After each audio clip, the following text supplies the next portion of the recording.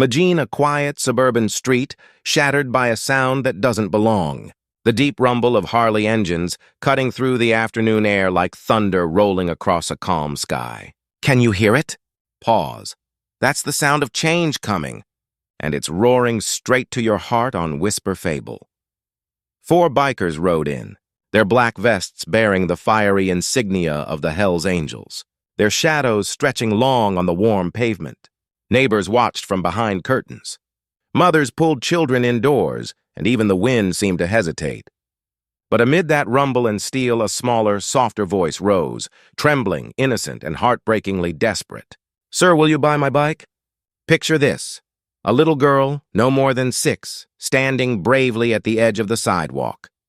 Her hair light and messy, her dress too neat for how worn her shoes looked. A pink bicycle with a white basket stood beside her, and in her hands, she clutched a cardboard sign that said, "For sale."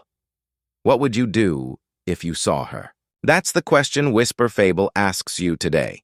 The smallest biker, or maybe the kindest, stopped his engine and climbed off. The others followed, heavy boots thumping on the pavement. He knelt before the child, the chrome of his bike glinting behind her like a mirror to a cruel world. Her name was Meera, and her eyes held something that shouldn't exist in a child's face. Exhaustion.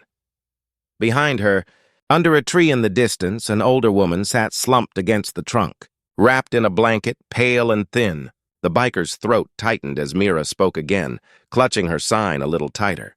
"Please, sir, Mommy hasn't eaten in 2 days. If you believe in kindness, in second chances, in standing up when the world turns away, please take a moment to like, comment, share, and subscribe to Whisper Fable."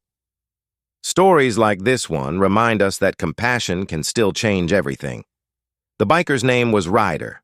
His brothers called him Wolf, but the nickname never really fit. Beneath the tattoos and leather was a man who had lost more than most could imagine. A father who'd walked away, a son who never came home, and a faith in the world he thought was long gone. But that day, kneeling on that hot pavement, he felt something stir again.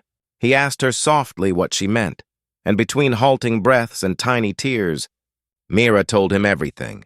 Her mother, Clara, had worked at a local catering company owned by a man everyone in town respected, Mr. Hensley, the CEO who smiled on magazine covers and donated to charities for the cameras. When the company downsized, Clara was among those fired. She pleaded with him, begged to keep her job just a few weeks longer so she could feed her daughter. But Hensley didn't care. He said she was replaceable. Since then, Clara had been too weak to find new work.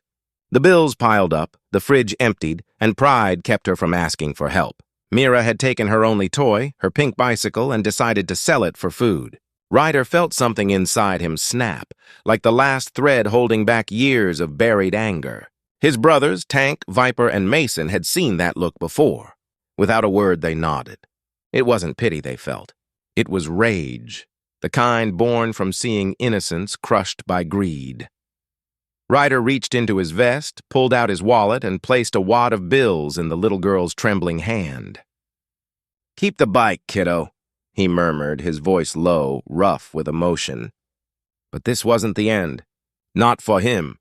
He couldn't just ride away, knowing some powerful men had stripped everything from a woman and her child.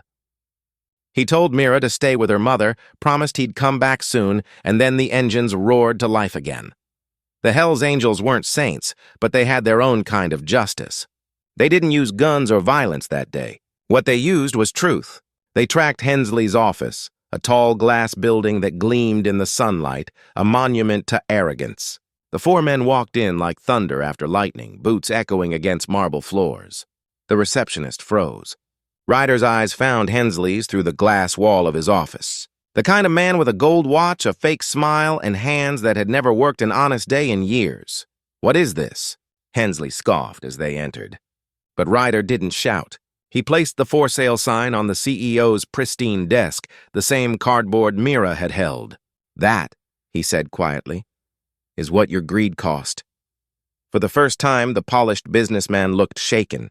Ryder told him about the little girl, the mother starving under a tree, and the bicycle worth more in love than all his cars combined. Hensley tried to defend himself, mumbling about business and layoffs. But his excuses died when he saw the fury in those men's eyes.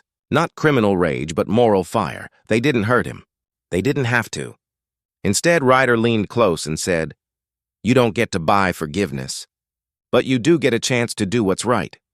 By sunset, the news had spread across the town that the CEO who once fired a struggling mother had anonymously donated a year's worth of groceries to families in need, paid off hospital bills for single parents, and rehired those he'd wronged. No one knew what changed his heart. Only a few rough men and a little girl with a pink bike did. When Ryder and his brothers returned to that tree later that evening, Meera ran to them, her eyes wide with joy. Her mother, Clara, stood now, still weak, but smiling for the first time in weeks. The light caught her face, and Ryder noticed the way her hand trembled when she tried to thank him. He simply nodded, tipping his head as the engines cooled beside them. "You don't owe us anything," he said. "Just promise you'll never give up." They shared bread that night, the bikers, the woman, and the little girl who'd sold her bike not for toys, but for love. The sunset painted gold across the chrome, the grass, and the cardboard sign that now lay folded in Meera's lap. For a moment, the world didn't seem so broken anymore. If this story has touched your heart, if it reminded you that compassion can come from the most unexpected places, please take a second to like, share, comment, and subscribe to Whisper Fable. Every click helps stories of real kindness reach those who need hope the most. And before we end, tell us in the comments below, what would you have done if you were in Ryder's place? Because sometimes all it takes is one act of courage to make the whole world believe in kindness again.